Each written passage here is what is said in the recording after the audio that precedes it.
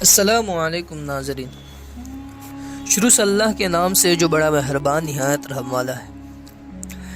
ابھی تک ہم نے اس واقعے میں سنا کہ کس طرح سب سے بڑا عبادت گزار شیطان کی باتوں میں اور اس کے وسوسوں میں آ کر بادشاہ کی لڑکی کو اپنے پاس رکھنے کے لیے تیار ہو گیا، اور کس طرح شیطان نے بادشاہ کو اپنی جال میں پھنسا کر برسیسا کا گرویدہ بنا دیا تھا۔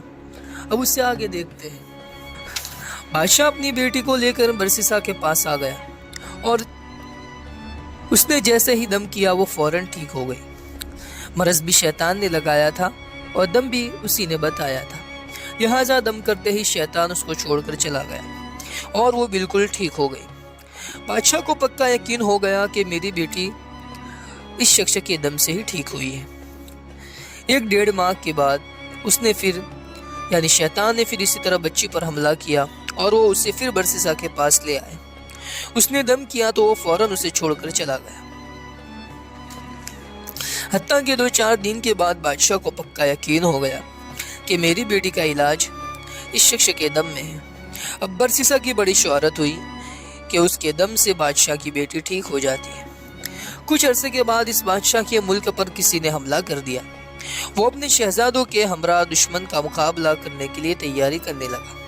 اب بادشاہ سوچ میں پڑ گیا کہ اگر جنگ میں جائے تو بیٹی کو کس کے پاس چھوڑ کر جائے۔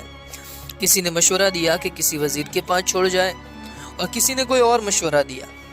بادشاہ کہنے لگا کہ اگر اس کو دوبارہ بیماری لگ گئی تو پھر کیا بنے گا؟ برسیسا تو کسی کی بات بھی نہیں سنے گا۔ چنانچہ بادشاہ نے کہا کہ میں خود برسیسا کے پاس اپنی بیٹی کو چھوڑ جاتا ہوں۔ دیکھو کہ شیطان کیسے جوڑ ملا رہا ہے۔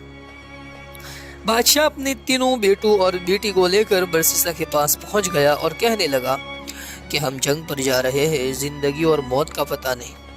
مجھے اس وقت سب سے زیادہ اعتماد بھروسہ تم پر ہے، اور میری بیٹی کا علاج بھی تمہارے ہی پاس ہے، لہٰذا میں یہ چاہتا ہوں کہ بچی تمہارے پاس ہی ٹھہر جائے۔ برسیسا کہنے لگا توبہ توبہ استغفر اللہ، میں یہ کام کیسے کر سکتا ہوں کہ یہ اکیلی میرے پاس ٹھہرے؟ بادشاہ نے کہا نہیں، ایسی کوئی بات نہیں ہے، بس آپ اجازت دے دیں، میں اس کے رہنے کے لیے آپ کی عبادت خانے کے سامنے ایک گھر بنوا دیتا ہوں اور یہ اسی گھر میں ٹھہرے گی۔ برسیسا نے یہ سن کر کہا چلو ٹھیک ہے۔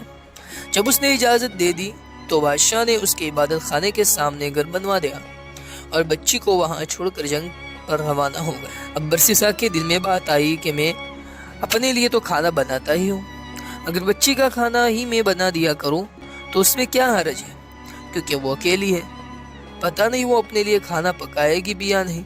چنانچہ وہ کھانا بناتا اور آدھا خود کھا کر باقی آدھا کھانا اپنے عبادت خانے کے دروازے سے باہر رکھ دیتا اور اپنا دروازہ کھٹکھٹا دیتا۔ یہ اس لڑکی کے لیے اشارہ ہوتا کہ اپنا کھانا اٹھا لو۔ اس طرح وہ لڑکی کھانا اٹھا کر لے جاتی اور کھا لیتی۔ کئی مہینوں تک یہی معمول رہا۔ شیطان نے اس کے دل میں یہ بات ڈالی، برسیسا کے دل میں یہ بات ڈالی کہ دیکھو وہ لڑکی اکیلی رہتی ہے، تم کھانا پکا کر اپنے دروازے کے باہر رکھ دیتے ہو، اور لڑکی کو وہ کھانا اٹھانے کے لیے گلی میں نکلنا پڑتا ہے۔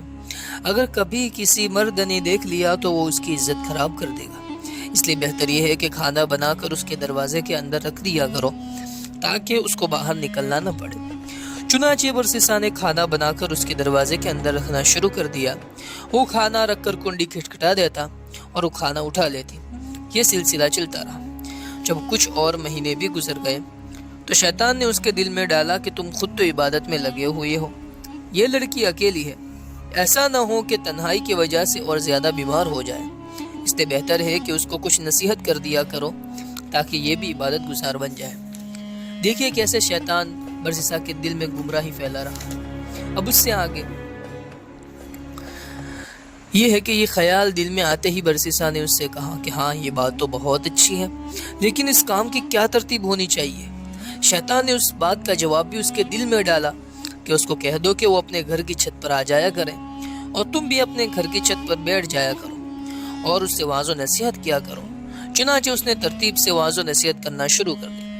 اس کے واعظ کا اس لڑکی پر بڑا اثر ہوا۔ واعظ کا مطلب ہوتا ہے نصیحت۔ اس نے نمازیں اور وظیفے شروع کر دیے۔ اب شیطان نے اس کے دل میں یہ بات ڈالی کہ دیکھ تیری نصیحت کا اس پر کتنا اثر ہو رہا ہے، ایسی نصیحت تو ہر روز کرنی چاہیے۔ چنانچہ اس نے روزانہ نصیحت کرنا شروع کر دی۔ اس طرح کرتے کرتے جب کچھ وقت گزر گیا تو شیطان نے پھر اس کے دل میں یہ بات ڈالی کہ تم اپنے گھر کی چھت پر بیٹھتے ہو اور وہ اپنے گھر کی چھت پر بیٹھتی ہے، راستے میں گزرنے والے کیا باتیں سوچیں گے کہ یہ کون باتیں کر رہے ہیں، اس طرح تو بہت ہی غلط تاثر پیدا ہو جائے گا، یعنی لوگ غلط اثر لیں گے اس سے۔ اس لیے بہتر ہے کہ چھت پر بیٹھ کر اونچی آواز سے بات کرنے کے بجائے تم دروازے سے باہر کھڑے ہو کر تقریر کرو اور وہ دروازے کے اندر کھڑی ہو کر سن لے، پردہ تو ہوگا ہی صحیح۔ چنانچہ اب اسی ترتیب سے واضح و نصیحت شروع ہو گئی۔ کچھ عرصے تک اسی طرح معمول رہا۔ اس کے بعد شیطان نے پھر برسیسا کے دل میں خیال ڈالا کہ تم باہر کھڑے رہ کر تقریر کرتے ہو، دیکھنے والے کیا کہیں گے کہ پاگلوں کی طرح ایسے ہی باتیں کر رہا ہے، اس لیے اگر تقریر کرنی ہے تو چلو کیواڑ کے اندر کھڑے ہو کر لیا کرو، وہ دور کھڑی ہو کر سن لیا کرے گی۔ چنانچہ اب اس نے دروازے کے اندر کھڑے ہو کر تقریر کرنا شروع کر دی۔ جب برسیسا نے اندر کھڑے ہو کر تقریر کرنا شروع کر دی تو لڑکی نے اسے بتایا کہ وہ اتنی نمازیں پڑھتی ہے اور اتنی عبادت کرتی ہے۔ یہ سن کر اسے بڑی خوشی ہوئی کہ میری باتوں کا اس پر بڑا اثر ہو رہا ہے، اب میں اکیلا ہی عبادت نہیں کر رہا ہوں بلکہ یہ بھی عبادت کر رہی ہے۔ کئی دن تک یہی سلسلہ چلتا رہا۔ بالآخر شیطان نے لڑکی کے دل میں برسیسا کی محبت ڈالی اور برسیسا کے دل میں لڑکی کی محبت ڈال دی۔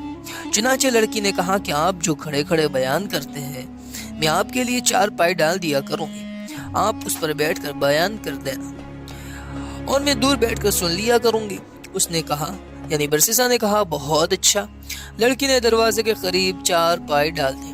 برسیسا اس پر بیٹھ کر نصیحت کرتا رہتا اور لڑکی دور بیٹھ کر باتیں سنتی رہتی۔ اس دوران شیطان نے برسیسا کے دل میں لڑکی کے لیے بڑی شفقت و ہمدردی پیدا کر دی۔ کچھ دن گزرے تو شیطان نے عابد کے دل میں بات ڈالی کہ نصیحت سنانی تو لڑکی کو ہی ہوتی ہے، دور بیٹھنے کی وجہ سے اونچا بولنا پڑتا ہے، گلی سے گزرنے والے لوگ بھی سنتے ہیں، کتنا اچھا ہو کہ یہ 4 پائے ذرا آگے کر کے رکھ لیا کرے اور پست آواز میں گفتگو کر لیا کرے۔ چنانچہ برسیسا کی 4 پائے لڑکی کی 4 پائے کے قریب ہو گئی اور وضع و نصیحت کا سلسلہ جاری رہا۔ کچھ عرصہ اس طرح گزرا تو شیطان نے لڑکی کو بن ٹھن کر کے برسیسا کے سامنے پیش کرنا شروع کر دیا اور وہ یوں اس لڑکی کے حسن و جمال کا گرویدہ ہوتا گیا۔ اب شیطان نے برسیسا کے دل میں جوانی کے خیالات ڈالنا شروع کر دیے، حتیٰ کہ برسیسا کا دل عبادت خانے سے غافل ہو گیا اور اس کا زیادہ وقت لڑکی سے باتیں کرنے میں گزر جاتا۔ سال گزر چکا تھا۔ ایک دفعہ شہزادوں نے آ کر شہزادی کی خبر گیری کی تو شہزادی کو خوش و خرم پایا اور راہب کے گن گاتے دیکھا۔ شہزادوں کو لڑائی کے لیے دوبارہ سفر پر جانا تھا، اس لیے وہ مطمئن ہو کر چلے گئے۔ اب شہزادوں کے جانے کے بعد شیطان نے اپنی کوشش بہت زیادہ تیز کر دی۔ چنانچہ اس نے برسیسا کے دل میں لڑکی کا عشق پیدا کر دیا اور لڑکے کے دل میں برسیسا کی محبت بھر دی، حتیٰ کہ دونوں طرف برابر کی آگ سلگ اٹھی۔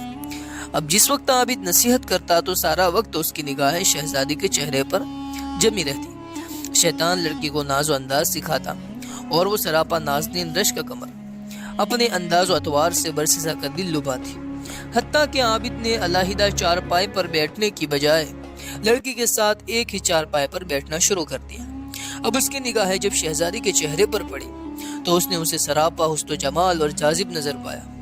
چنانچہ اپنی شہوانی جذبات پر قابو نہ رکھ سکا اور اس شہزادی کی طرف ہاتھ بڑھا دیا۔ شہزادی نے مسکرا کر اس کی حوصلہ افزائی کی، یہاں تک کہ برسیسا زنا کا مرتکب ہو گیا۔ جب دونوں کے درمیان سے حیا کی دیوار ہٹ گئی اور زنا کے مرتکب ہوئے تو وہ آپس میں میاں بیوی کی طرح رہنے لگے۔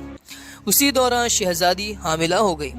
اب برسیسا کو فکر لاحق ہوئی کہ اگر کسی کو پتہ چل گیا تو کیا بنے گا، مگر شیطان نے اس کے دل میں خیال ڈالا کہ کوئی فکر کی بات نہیں، جب واضح حمل ہوگا یعنی پریگننٹ ہو جائے تو نومولود کو زندہ درگور کر دینا، یعنی جو بچہ پیدا ہو جائے اس کو زندہ دفنا دینا اور لڑکی کو سمجھا دینا، وہ اپنا بھی عیب چھپائے گی اور تمہارا بھی عیب چھپائے گی۔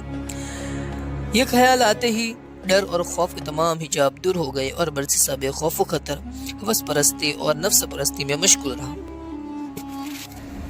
ایک وہ دن بھی آیا جب اس شہزادی نے بچے کو جنم دیا۔ جب بچے کو وہ دودھ پلانے لگی تو شیطان نے برسیسا کے دل میں ڈالا کہ اب تو 1.5-2 سال گزر گئے ہیں اور بادشاہ اور دوسرے لوگ جنگ سے واپس آنے والے ہیں، شہزادی تو ان کو سارا ماجرا سنا دے گی، اس لیے تم اس کا بیٹا کسی بہانے سے قتل کر دو تاکہ گناہ کا ثبوت ہی نہ رہے۔ چنانچہ ایک دفعہ شہزادی سوئی ہوئی تھی، اس نے بچے کو اٹھایا اور قتل کر کے گھر کے صحن میں دبا دیا۔ اب ماں تو ماں ہی ہوتی ہے، جب وہ اٹھی تو اس نے کہا کہ میرا بیٹا کدھر ہے؟ اس نے کہا کہ مجھے تو کوئی خبر نہیں۔ ماں نے ادھر ادھر دیکھا تو بیٹے کا کہیں سراغ نہ ملا، چنانچہ وہ اس سے خفا ہو گئی۔ جب وہ غصے ہونے لگی تو شیطان نے برسیسا کے دل میں بات ڈالی کہ دیکھو یہ تو ماں ہے اور یہ اپنے بیٹے کو ہرگز نہیں بھولے گی، پہلے تو نہ معلوم یہ بتاتی یا نہ بتاتی، اب تو یہ ضرور بتا دے گی، لہٰذا اب ایک ہی علاج باقی ہے، لڑکے کو بھی قتل کر دو تاکہ نہ رہے گا بانس نہ بجے گی بانسری۔ جب بادشاہ آ کر پوچھے گا تو بتا دینا کہ بس وہ بیمار ہوئی تھی اور وہ مر گئی۔ جیسا ہی اس کے دل میں یہ بات آئی کہنے لگا کہ بالکل ٹھیک ہے، چنانچہ اس نے لڑکے کو بھی قتل کر دیا اور لڑکے کے ساتھ اس کو بھی صحن میں دفنا دیا۔ اس کے بعد وہ اپنی عبادت میں لگ گیا۔ کچھ مہینوں کے بعد بادشاہ سلامت واپس آ گئے۔ اس نے بیٹوں کو بھیجا کہ جاؤ اپنی بہن کو لے آؤ۔ وہ برسیسا کے پاس آئے اور کہنے لگے جی ہماری بہن آپ کے پاس تھی، ہم اسے لینے آئے۔ برسیسا ان کی بات سن کر رو پڑا اور کہنے لگا کہ آپ کی بہن بہت اچھی تھی، بڑی نیک تھی اور ایسے عبادت کرتی تھی، لیکن وہ اللہ کو پیاری ہو گئی تھی، یہ صحن میں اس کی قبر ہے۔ بھائیوں نے جب سنا تو وہ رو دھو کر گھر واپس چلے گئے۔ گھر جا کر جب وہ رات کو سوئی تو شیطان خواب میں بڑے بھائی کے پاس آیا اور اسے پوچھنے لگا بتاؤ تمہاری بہن کا کیا بنا؟ وہ کہنے لگے ہم جنگ کے لیے گئے ہوئے تھے، اسے برسیسا کے پاس چھوڑ کر گئے تھے، وہ فوت ہو چکی ہے۔ شیطان کہنے لگا وہ فوت نہیں ہوئی تھی؟ اس نے پوچھا کہ اگر فوت نہیں ہوئی تھی تو کیا ہوا تھا؟ وہ کہنے لگا برسیسا نے خود یہ کرتوت کیا ہے اور اس نے خود اسے قتل کیا ہے اور فلاں جگہ اسے دفن کیا اور بچے کو بھی اس نے اسی کے ساتھ دفن کیا تھا۔ اس کے بعد وہ خواب میں ہی اس کے درمیانی بھائی کے پاس گیا اور وہ اس کو بھی یہی کچھ کہا اور پھر اس کے چھوٹے بھائی کے پاس جا کر بھی یہی کچھ کہا۔ تینوں بھائی جب صبح اٹھے تو ایک نے کہا کہ میں نے یہ خواب دیکھا ہے، دوسرے نے کہا میں نے بھی یہی خواب دیکھا ہے، تیسرے نے کہا کہ میں نے بھی یہی خواب دیکھا ہے۔ وہ آپس میں کہنے لگے کہ یہ عجیب اتفاق ہے کہ سب کو ایک جیسا خواب آیا ہے۔ سب سے چھوٹے بھائی نے کہا کہ یہ اتفاق کی بات نہیں ہے بلکہ میں جا کر تحقیق کروں گا۔ دوسروں نے کہا چھوڑ دو بھائی، یہ کون سی بات ہے، جانے دو۔ وہ کہنے لگا نہیں میں ضرور تفتیش کروں گا۔ چنانچہ چھوٹا بھائی غصے میں آ کر چل پڑا، اسے دیکھ کر باقی بھائی بھی اس کے ساتھ ہو لیے۔ انہوں نے جا کر جب زمین کو کھودا تو اس میں بہن کی ہڈیاں بھی مل گئی اور ساتھ ہی چھوٹے سے بچے کی ہڈیوں کا ڈھانچہ بھی مل گیا۔ جب ثبوت مل گیا تو انہوں نے برسیسا کو گرفتار کر لیا۔ اسے جب قاضی کے پاس لے جایا گیا تو اس نے قاضی کے روبرو اپنے اس گناہوں اور مکروہ فعل کا اقرار کر لیا اور قاضی نے برسیسا کو پھانسی دینے کا حکم دے دیا۔ مکروہ فعل کا مطلب ہوتا ہے بہت برا کام۔ جب برسیسا کو پھانسی کے تخت پر لایا گیا اور اس کے گلے میں فندہ ڈالا گیا اور پھر فندہ کھینچنے کا وقت آیا تو فندہ کھینچنے سے عین 2-4 لمحے پہلے یعنی 2-4 سیکنڈ پہلے شیطان اس کے پاس وہی عبادت گزار کی شکل میں آیا اور وہ اسے کہنے لگا کیا مجھے پہچانتے ہو کہ میں کون ہوں؟ برسیسا نے کہا ہاں میں تمہیں پہچانتا ہوں، تم وہی عبادت گزار ہو جس نے مجھے وہ دم بتایا تھا۔ شیطان نے کہا وہ دم بھی آپ کو میں نے بتایا تھا، لڑکی کو بھی میں نے اپنا اثر ڈال کر بیمار کیا تھا، اسے قتل بھی میں نے تجھ سے کروایا تھا، اور اگر اب تو بچنا چاہے تو میں ہی تمہیں بچا سکتا ہوں۔ یعنی وہ خود شیطان نے کہا کہ میں خود شیطان ہوں۔ برسیسا نے کہا کہ اب تم مجھے کیسے بچا سکتے ہو؟ وہ کہنے لگا تم میری ایک بات مان لو، میں تمہارے ایک کام کر دیتا ہوں۔ اس نے پوچھا کہ میں آپ کی کون سی بات مانوں؟ شیطان نے کہا بس یہ کہہ دو کہ خدا نہیں ہے۔ برسیسا تو ہوس باختہ ہو چکا تھا، اس نے سوچا کہ چلو میں ایک دفعہ یہ کہہ ہی دیتا ہوں، پھر پھانسی سے بچنے کے بعد دوبارہ اقرار کر لوں گا۔ چنانچہ اس نے کہہ دیا خدا موجود نہیں ہے۔ جب اس نے یہ کہا کہ خدا موجود نہیں ہے اسی وقت کھینچنے والے نے کھینچ دیا اور یوں اس عبادت گزار کی کفر پر موت آ گئی۔ اس پورے واقعے سے یہی سیکھ ملتی ہے کہ علم کے بغیر چاہے تم کتنا بھی عمل کر لو، لیکن اگر تمہارے پاس علم نہیں ہے تو یہ عبادت دھاگے کی طرح ہے، کوئی بھی آ کر اسے توڑ سکتا ہے، لہٰذا عمل کے ساتھ ساتھ علم بھی حاصل کرنا ضروری ہے۔ آپ کی اس کے متعلق کیا رائے ہے اور آپ کو یہ واقعہ کیسا لگا کمنٹ باکس میں ضرور بتائیے گا۔ چلو ملتے ہیں اگلی ویڈیو میں انشاءاللہ، تب تک کے لیے بائے، اللہ حافظ۔